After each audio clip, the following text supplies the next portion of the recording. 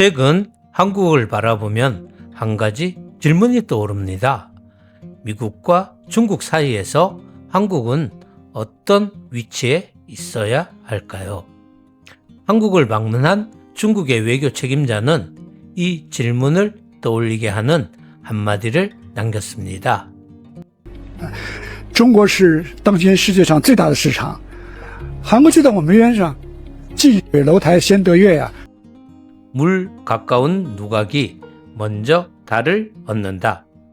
중국 외교 책임자는 왜 한국에서 갑자기 이런 말을 했을까요? 이 말을 한 사람은 중국 외교부장 왕이입니다. 왕이가 말한 달은 물론 진짜 달이 아니었습니다. 그가 말한 것은 기회였습니다. 왕이는 중국은 거대한 시장이고 한국은 중국과 아주 가까이 있다고 말했습니다. 그래서 그렇게 가까이 있다는 지리적 조건이 한국의 기회가 될 수 있다고 말한 것입니다. 그림으로 생각하면 뜻은 어렵지 않습니다. 물가에 누각 두 채가 있고 한 채가 물에 더 가깝습니다. 밤이 되어 달이 떠오르면 어느 누각이 먼저 달빛을 받을까요? 바로 물 가까이에 있는 누각입니다.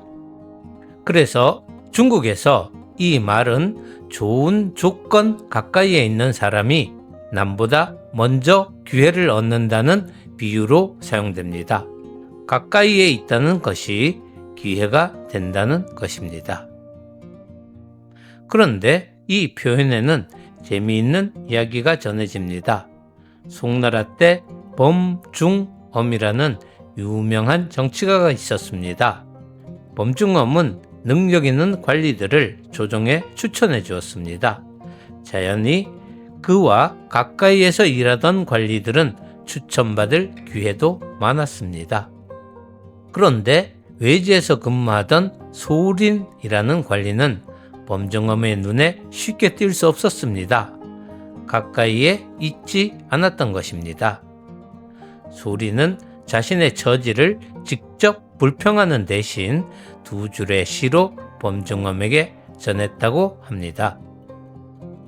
近水如台先得月, 물 가까운 누각이 먼저 달을 얻고 向阳花木易为春, 햇볕을 향한 꽃과 나무가 쉽게 봄을 맞는다 라는 이야기입니다. 아름다운 시처럼 들리지만 뜻은 꽤 현실적입니다. 가까이에 있어야 기회를 먼저 얻을 수 있다는 바로 그런 이야기였습니다. 그런데 자료를 자세히 보다 보니까요, 흥미로운 사실이 하나 더 있었습니다. 한국을 이야기하면서 이 말을 사용한 사람이 왕이 부장만은 아니었습니다. 중국의 전 총리 리커창도 2015년, 2018년, 2020년 세 차례나 한국 또는 한중 협력을 이야기하면서 같은 표현을 사용했습니다.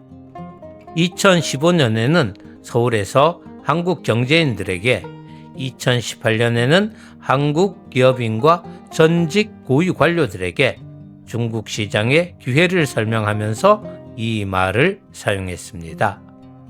2020년에도 한중 간 기업인과 기술 인력의 신속한 왕래를 설명하면서 리커창은 다시 말했습니다.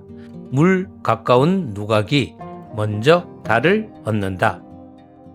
왜 중국의 고위 인사들은 한국과의 협력을 이야기하면서 이 표현을 여러 차례 사용했을까요? 중국에서 한국을 바라보면 한국은 중국이라는 큰 시장과 지리적으로 아주 가깝습니다. 그 가깝다는 사실을 하나의 기회로 본 것입니다. 그렇다면 한국에는 어떤 말이 있을까요? 먼저 떠오르는 것은 먼 친척보다 가까운 이웃이 낫다는 말입니다. 두 말 모두 가깝다는 사실을 중요하게 생각합니다. 하지만 한국 속담의 가까움은 서로 돕는 관계에 가깝고요. 중국 진쉐이 로타이의 가까움은 먼저 얻는 기회에 가깝습니다.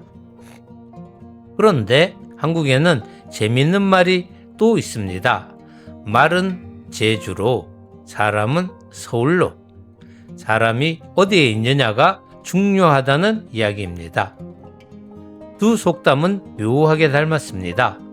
중국에서는 귀에 가까이에 있으면 먼저 얻을 수가 있다고 말하고요. 한국에서는 기회가 많은 곳으로 가야 한다고 말합니다.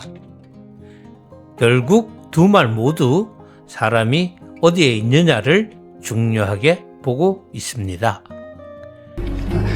中国是当今世界上最大的市场，韩国就在我们边上，近水楼台先得月呀。 그래서 중국 외교부장 왕이가 한국에서 물 가까운 누각이 먼저 달을 얻는다고 한 말은 이렇게 해석할 수도 있습니다. 중국은 한국에게 지리적으로 가깝다는 것이 한국의 기회가 될 수 있다고 말하고 있습니다.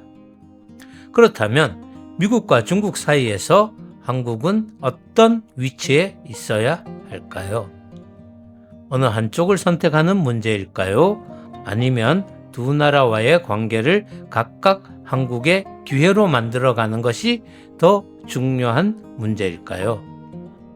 왕의 한마디는 지금 우리에게 그 질문을 남기고 있습니다.